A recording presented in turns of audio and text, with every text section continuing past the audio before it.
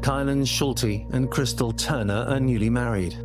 Gosh, you never saw two people more in love. They called each other big wife, little wife. Kylan and Crystal were up at their campsite up on the mountain.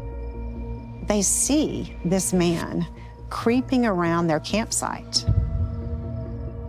He starts setting up camp really uncomfortably close to them. They did make a couple of jokes. If we don't show up, come look for us, or we could be murdered. From all appearances, they were ready to move camp. And at that point, nobody knows what happened. They kind of disappeared. I started feeling like something was wrong and I needed to hurry. Someone had to be up on that mountain. Someone had to have seen those girls. Someone had to have seen something.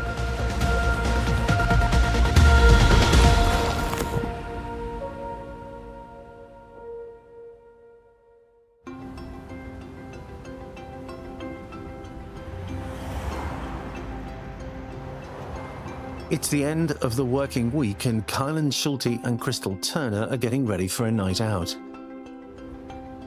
The couple are living the van life and camping in the nearby La Salle Mountains that straddle the Utah and Colorado border. The landscape is majestic. It doesn't matter where you look or where you go. It is one of the most beautiful places to visit. There was a sense of freedom to be who you wanted to be.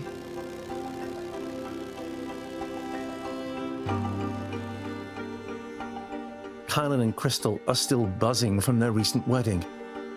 They're all loved up, sharing stories, laughing with friends. Well known around Moab, they're fiercely independent, adventurous, and now as newlyweds, looking ahead to a lifetime together. Their wedding was spectacular. They got married in a big, giant tree house in the forest. I was their best man. I was their bridesmaid. I was the ring bearer.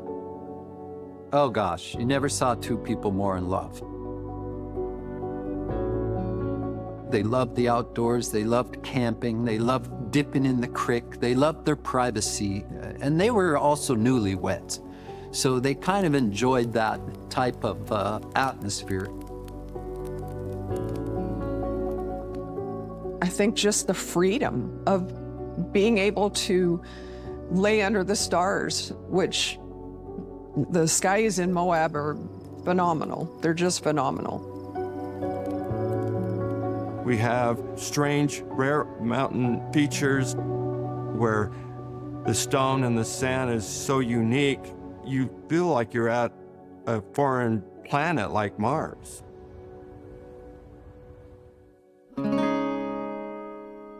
I'm Sean Paul Schulte. Kylan was my lovely daughter. She was probably 17 years old when she moved to Moab. She really started to grow and blossom. The community got to embrace Kylan, and she worked at the till at the front desk of this health food store. And as the guests would come in, they'd see this big, beautiful, tall girl with dreadlocks sticking up and a big, beautiful smile on her face. She exuded love, and you wanted more of that. You wanted to feel good, and she made you feel good. Kylan had a job at the Moonflower Co-op, while Crystal was an assistant manager at the local McDonald's. Even though many would consider their lifestyle to be like subpar on the economic scale, they seemed very happy, and money did not really resonate to them as a necessity. When Crystal got off work, she'd drive the van over to Moonflower, and they were pretty much inseparable.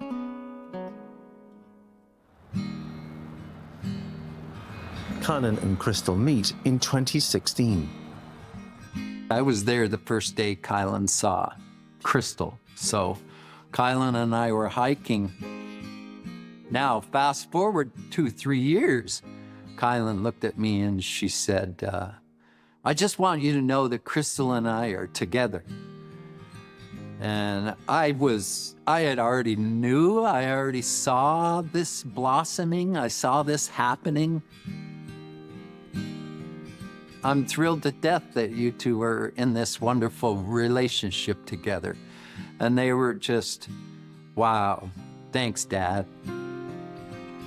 I would watch them go into Village Market and they would be dancing and holding hands and twirling.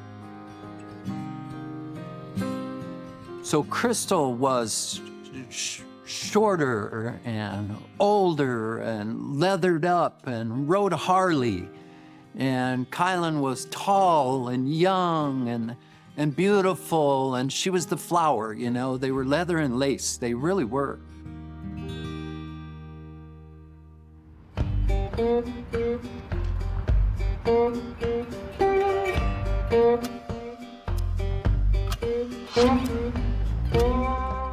For 24-year-old Kylan and 38-year-old Crystal, Friday night is a time to relax. They travel into the backpacker town of Moab to meet up with their friends at a local bar. Woody's has been there for a long time, and so it has a charm to it. It's just very rustic. World famous Woody's. Yep, right on Little Mill Creek there, right on Main Street. Just picture like picnic tables and wood and maybe your initials carved in the wood, someone singing karaoke or a live band. We all love in Moab our little Woody's bar. They have a great time for a couple of hours. They have a drink or two, they're playing pool, they're laughing, they're joking. At the pool table, Kylan and Crystal's conversation shifts to something they'd seen the day before.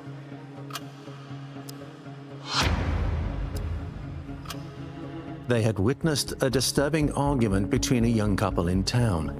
The man, social media influencer Brian Laundrie, spotted with his fiancée, who would later become his victim, Gabby Petito. The couple have been traveling through Moab as part of a cross-country road trip in their van, documenting their journey on social media to thousands of followers. We've been lucky so far at all the places we've stayed, but I'd say this is one of the best so far.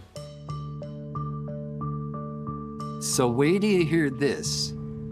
Crystal came to the Moonflower to pick up Kylan after work. While they were sitting in the van, they saw a guy punch a girl in the face. The guy tried to drive off in the van, and the girl, dove in the window to go off with him. It was Brian Laundrie and Gabby Petito. Kylan and Crystal decided to call 911 and report that there was this assault, this argument occurring. Later that day, Moab police catch up with Brian Laundrie and Gabby Petito. I'm just come over here. Gabby was visibly upset. I don't know, we've just been fighting all morning and he wouldn't let me in the car before. You want to tell me about those scratches on your face? She had his cell phone in her hand, that's why I was pushing her away. They bring Laundrie in for questioning and later bail him to a motel in downtown Moab before releasing him without charge. My name's Nate Whitney. I work for the Grant County Sheriff's Office here in Moab, Utah. Domestic violence in the state of Utah is a misdemeanor offense, and it's usually handled at the patrol level unless there's a serious bodily injury that's occurred, in which case, and sometimes I get called out on those and other times I don't. That being said, this case was handled by the Moab City Police Department.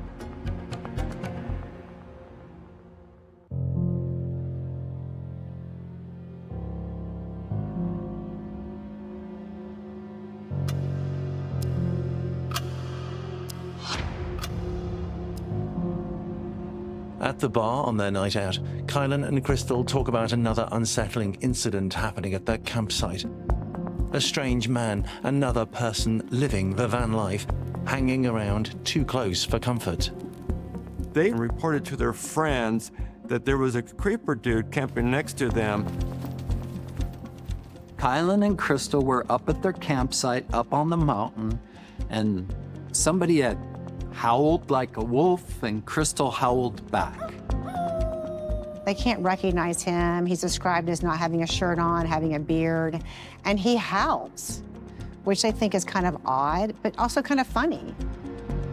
Later on that evening, they see this man creeping around their campsite. The creeper dude looking into their tent, and it scared them, and fortunate for them, he did not see them because they were in a hammock in some trees, a grove of trees right next to him, and they witnessed him do this. So that's a little weird. He starts setting up camp really uncomfortably close to them. He was close enough that they could look over and see that he had taken food and clothing out of his car. He had kind of ended up camping what they thought was too close to them, because there's a million acres out there. We don't have to be right next to each other. It was uncomfortable for them.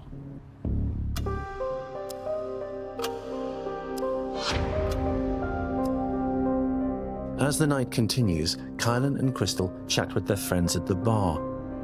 They become increasingly concerned for the couple. The girls were like, we're not really worried about that. There's two of us and one of him, and it's not that big of a deal. And back up the mountain they went. One of their friends says, hey, you can come stay with us in our house. And they're kind of encouraging them, why don't you move? And they said, no, our bunny rabbit's up there. That's our campsite.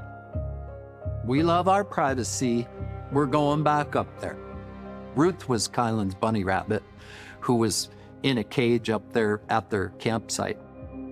But they did make a couple of jokes, such as, if we don't show up, come look for us, or we could be murdered. It was all just in jest. It was just a joke because they didn't really think that they were actually in danger. They went back to their campsite, their last night at this campsite, feeling like this is uncomfortable, but we can handle it. We're gonna get up the next day, tomorrow, and we are gonna pack up our stuff, and we are gonna just move, and the problem will be solved.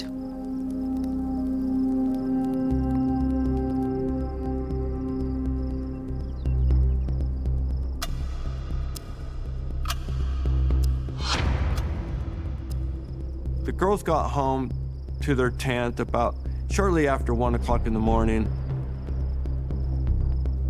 Someone had to be up on that mountain. Someone had to have seen those girls. Someone had to have seen something.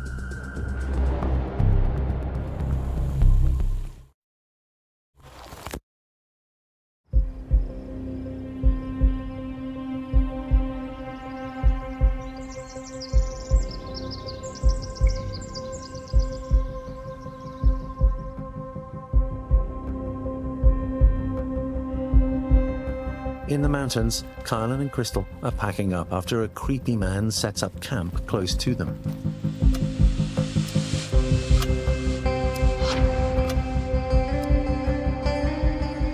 They get up, they go to the gas station, later confirmed by CCTV. They come back, and they start packing up.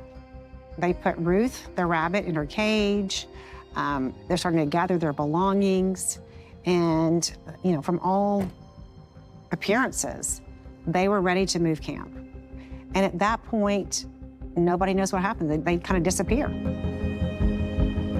Nobody hears from them.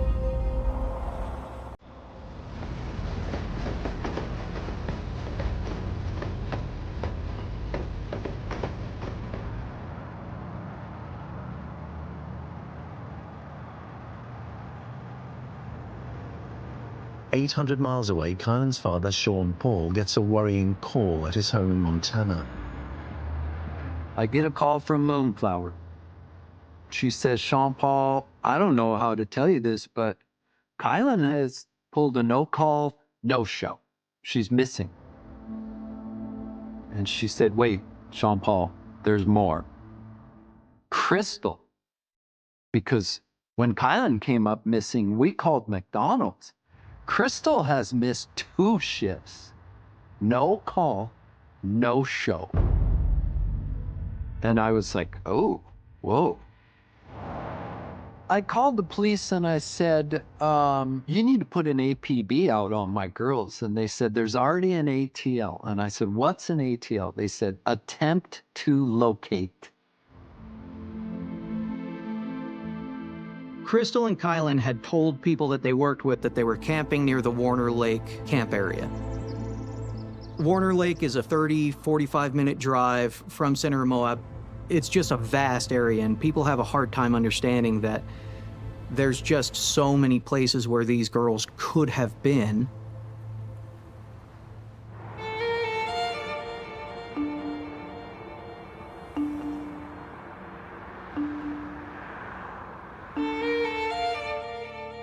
With the women still missing, Kylan's dad, Sean Paul, asks the community for help finding them.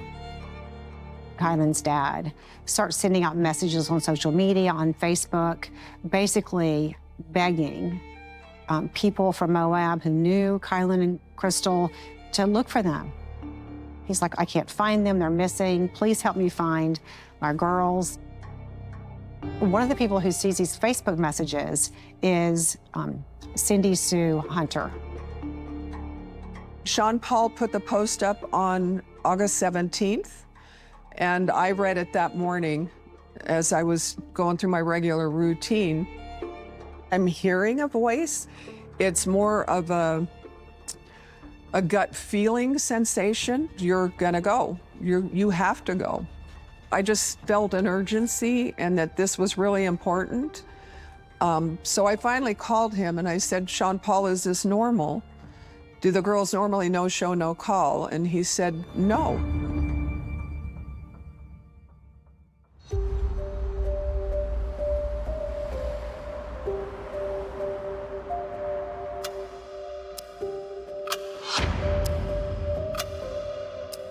Cindy said to me in the morning that morning, me and all my doggies are getting in the car and we're going up on the mountain to try to find the girls. I started feeling like something was wrong and I needed to hurry. Cindy Sue heads in the direction of Warner Lake.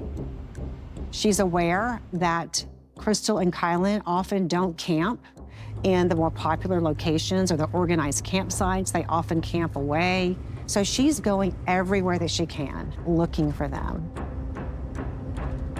And I got through to her on the phone. Don't ask me how. Cindy, hey, it's Sean Paul. Did you have any luck? Oh, no, I looked all over. By now, Cindy Sue has been searching for Kylan and Crystal with her dogs for over 2 hours. Just as she's about to head back to Moab, she catches sight of something. I passed Whispering Oaks, and shortly after that, I went over a cattle guard, and that's when I saw a flash of silver. Holy cow, Sean Paul, hold on a second. I see a glimmer of silver out of the corner of my eye. Holy cow, I think I see the girl's van. And I backed up and looked again, and I'm like, oh, there's a campsite down there. And as I was approaching, I was like, oh, it's a silver Kia. And I knew that's what the girls drove. Then I turned around and I saw there was a tent. There's a bunny rabbit in a cage. I'm like, oh my God, Cindy Sue, you found the girls' campsite. Do you see the girls? She took a few steps and then she went silent.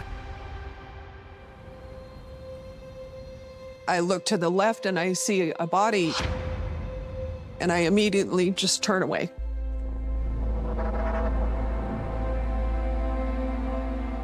She said, I see a body. She was in shock. And he's going, is it Kylan? Is it Crystal?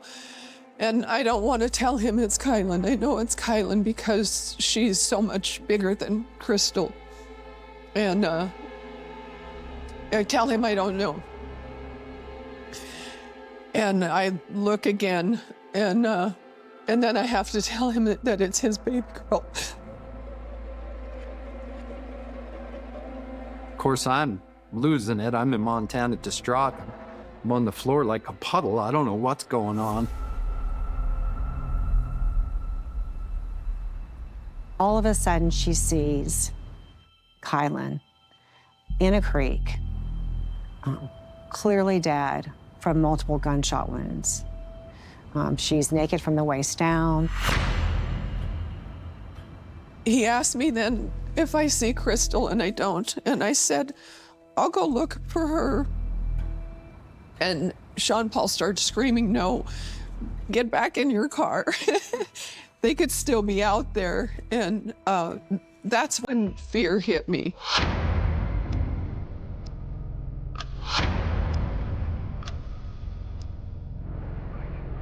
Immediately, Cindy Sue calls the police. As soon as Cindy Sue called 911 and let us know that she had found the girls, I was immediately called up and dispatched to the location. According to their forensics, they determined that the two girls were shot while in their tent, but their bodies were found outside the tent.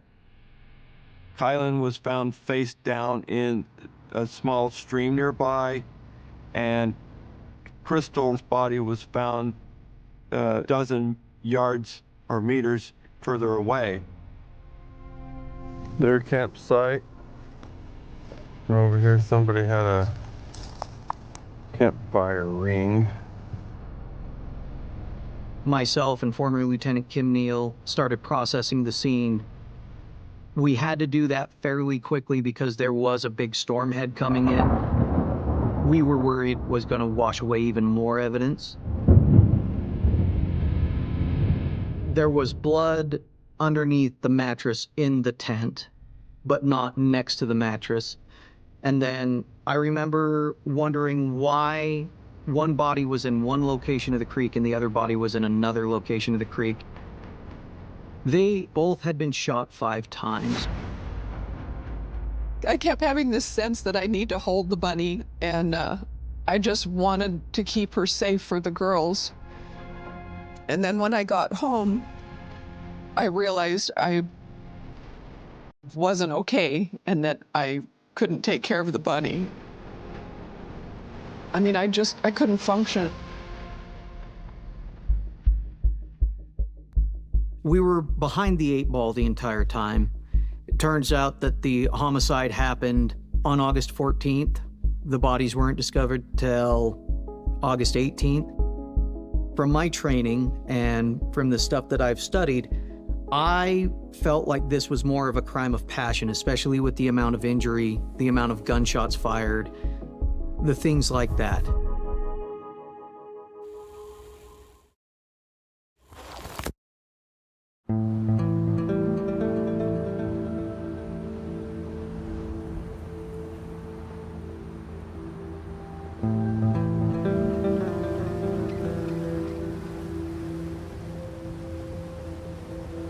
Up in the LaSalle Mountains, Cindy Sue has found the bodies of missing couple Kylan Schulte and Crystal Turner. They have been shot multiple times.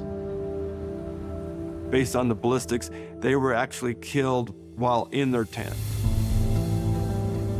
Kylan was found face down in a small stream nearby, and Crystal's body was found a dozen yards or meters further away. The police put out a statement less than 24 hours later saying the public is safe.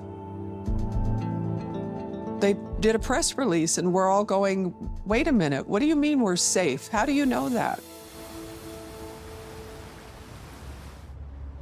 With a double murder to solve, law enforcement methodically rules out potential leads. By now, the case has gripped the local community, especially with growing speculation about a possible connection to the high-profile disappearance of Gabby Petito. It really stresses me out, and this is a rough morning. Talk to Gabrielle, right? Yeah, I just spoke to her. So, you want to do me a favor? Let's go ahead and get you to step out of the vehicle, alrighty? At this stage, Brian Laundrie denies any involvement in Gabby's disappearance, but as suspicion around him grows, some openly speculate. Could he have been the creeper dude Kylan and Crystal spoke about on their last night out? It really added to the suspicion that maybe Brian Laundrie was responsible for Kylan and Crystal's death because his girlfriend goes missing. He was also in town. These two girls go missing. There was a nexus between it all. Oh my God, did that guy think that the girls turned him in? And so he went and murdered our girls? When Brian Laundrie was first brought up, if you get any information that might pan out, you always have to go and you have to either eliminate somebody as a suspect or build evidence to support the fact that they are a suspect or a person of interest. If we left it up to the Moab Police Department, who had zero experience in dealing with a double homicide, it would never have gotten solved. I decided that what I was gonna do was I was actually gonna try to solve the crime myself. So I started the Clue Booth. And every morning for, I think, 33 days, I would be there from 9 till noon, taking in real clues from the community. And from noon till 1, I would do press. The thing that Sean Paul did that we really liked is people would come to him who weren't comfortable coming to talk to law enforcement. Well, he's got the clue booth set up again. If he doesn't get any more clues today or tomorrow on who murdered them, he's gonna call it quits. Well, good luck, brother. He's got 30 clues already, though. So that's good. He's turned them all in. Every once in a while, he was able to bring us something that we were able to look further into.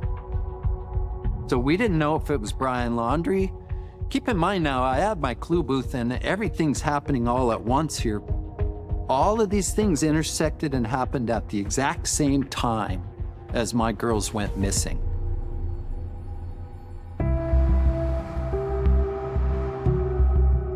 With speculation mounting that Brian Laundrie killed his fiancée after he murdered Kylan and Crystal, Laundrie goes into hiding. Did Brian Laundrie have something to do with the disappearance of these two girls and their subsequent murder? So by the time that Brian Laundrie was assumed to have been involved, the Brian Laundrie and Gabby Petito case was already ongoing.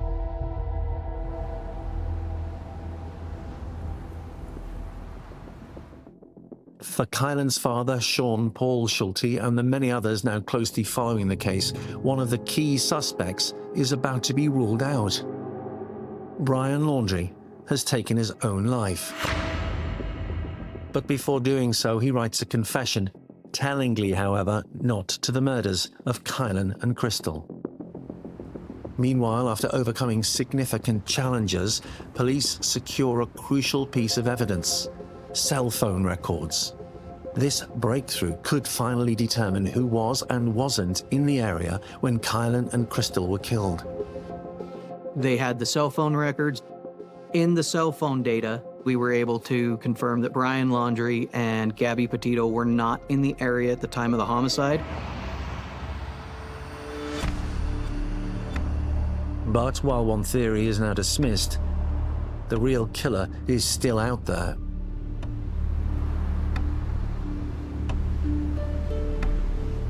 Investigator Nate Whitney decides his next move is to revisit the initial investigation, re-examining the case from the start.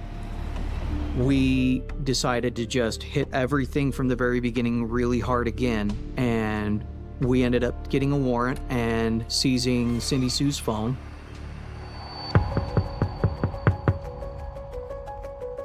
I am in my new home in a new state, and I am unpacking, and I'm home alone, and there's a knock at the door, and then there's 3 officers standing at the front door. And they said, well, we're here to serve you with a warrant. You're a suspect in a murder. And they said, the murder in Moab, and we're here to take your phone. I found them. I didn't kill them. I would never kill anybody. I cannot quit crying.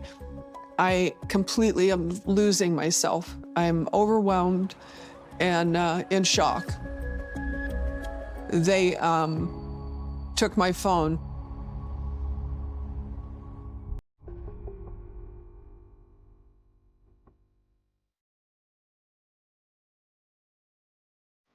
It put me back into fear mode, waiting for them to come and frame me for something I didn't do.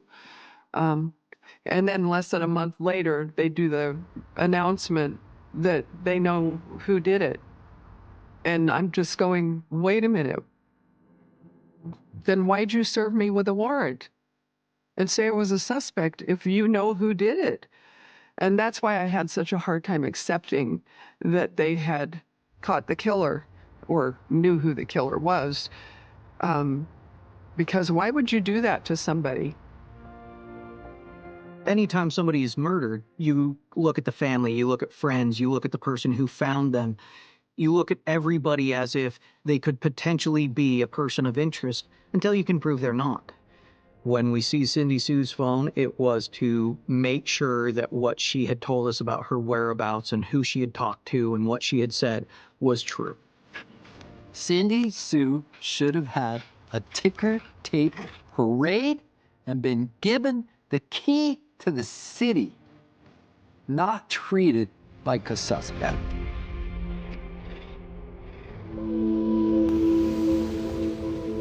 Police established that Cindy Sue has been telling the truth. Her story stacks up. At this point, local private investigator Jason Jensen offers his services pro bono. He literally broke down and shared his gratitude with me that it felt like a huge relief that somebody was going to help him, because he didn't feel at the time he was getting all the help he could out of law enforcement. There was so many tips from people from all walks of life saying, look at this guy, look at this guy, look at this guy. And I'm sure they were just being pulled in multiple directions, like, which way do we go?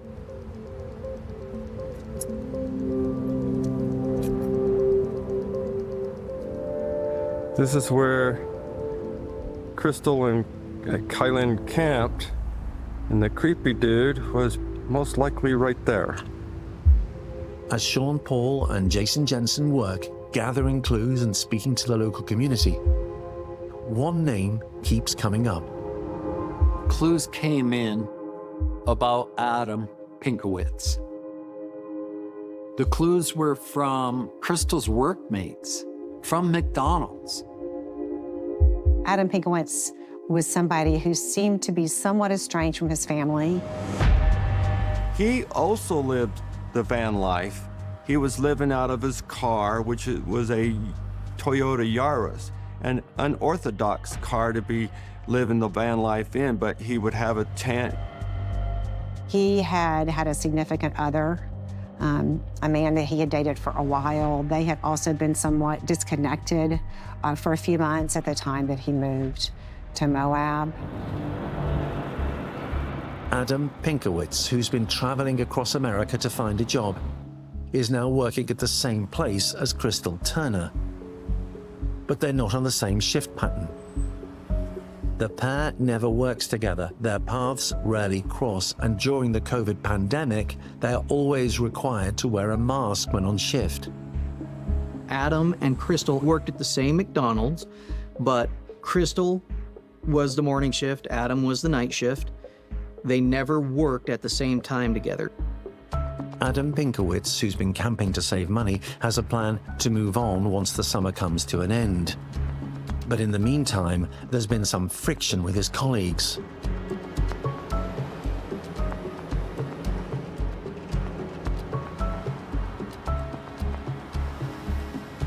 He seemed to be somebody who had a lot of anger built up. So for example, on August the 8th, very shortly before Crystal and Kylan were killed, he had gotten into a verbal altercation with a manager at McDonald's and ended up being asked to leave. There's no evidence that Crystal and Adam had a conflict, that they fought, that they exchanged words, anything like that. Right after Kylan and Crystal disappeared, Adam failed to report back to work and even refused to come back and pick up a final check. Who doesn't pick up their final check?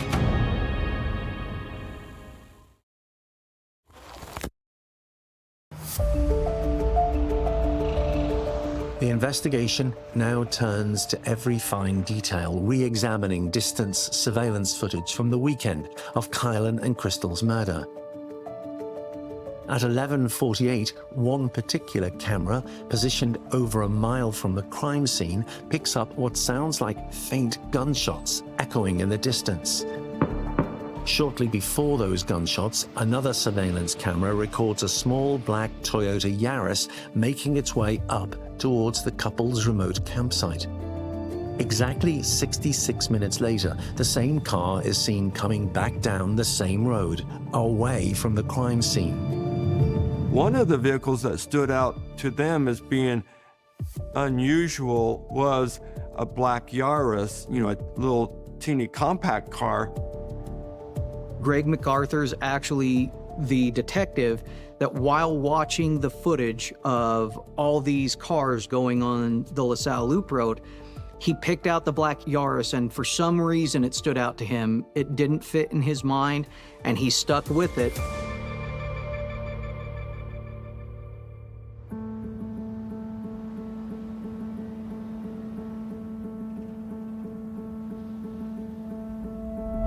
With surveillance footage revealing a crucial timeline and a black Toyota Yaris linked to the scene, detectives now have a clear direction to move the case. With Adam Pinkowitz officially identified as a person of interest, they begin attempting to link their suspect to the car, working methodically through a process of elimination. Because Adam Pinkowitz had left town so early, they had no idea where to look for him. After he had committed the crimes, he had actually physically moved the girls and must have got blood all over himself. All of that evidence had already been washed away more than once. Now, had they put an APB out right away on the little black Yari, they literally could have solved this case, I believe, 18 to 20 months earlier. We were pulling at all the strings. We were tugging on everything we could right there at the end. We continually tried to contact Adam, but we never got anything back. We had the FBI running traces on any of his known associates or known possible whereabouts. And we had the Utah SIAC doing the same thing.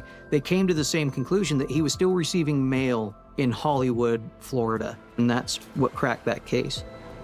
After tracking Pinkowitz to an address in Florida, police start connecting the final pieces of the puzzle.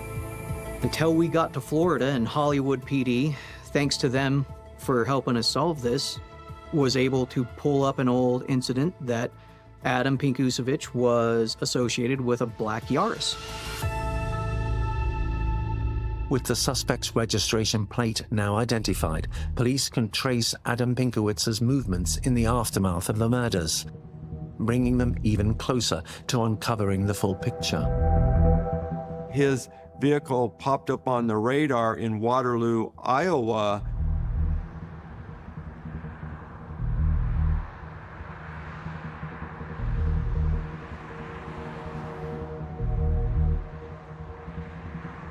Now in Iowa, police catch up with the suspect's ex-partner, who delivers a critical revelation.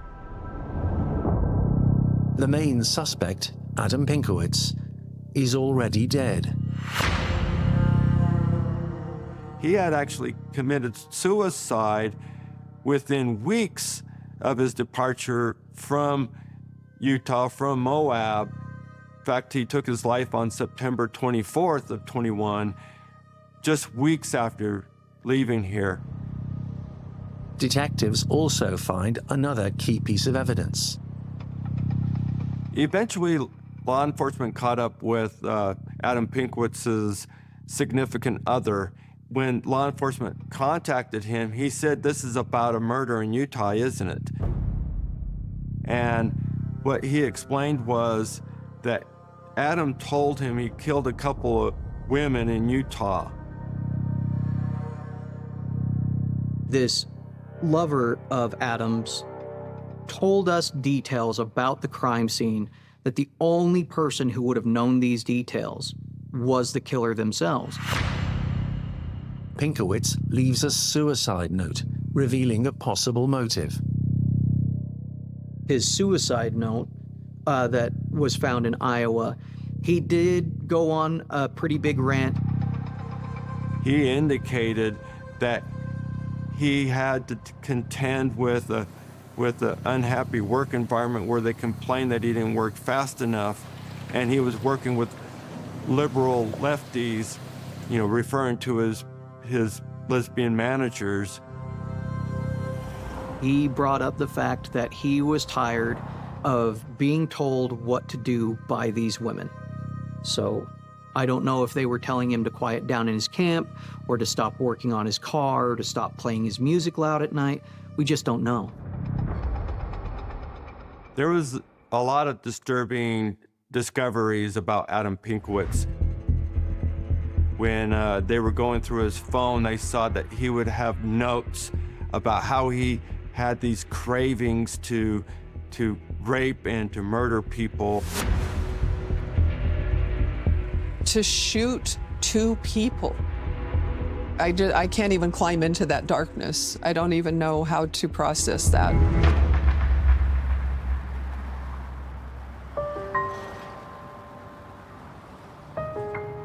The most important thing from the outset was finding out who did it, bringing them to justice if at all possible, and closure for the families.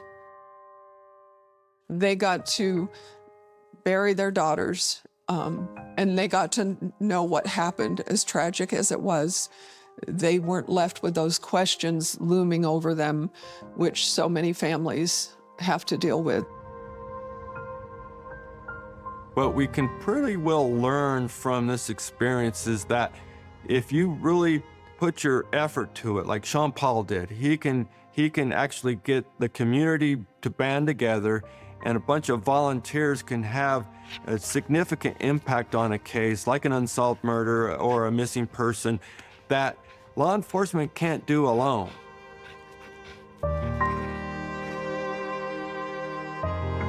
I watched the light shine from inside out of Kylan and Crystal. I just stepped up to the plate and did what I had to do as a tenacious, loving father.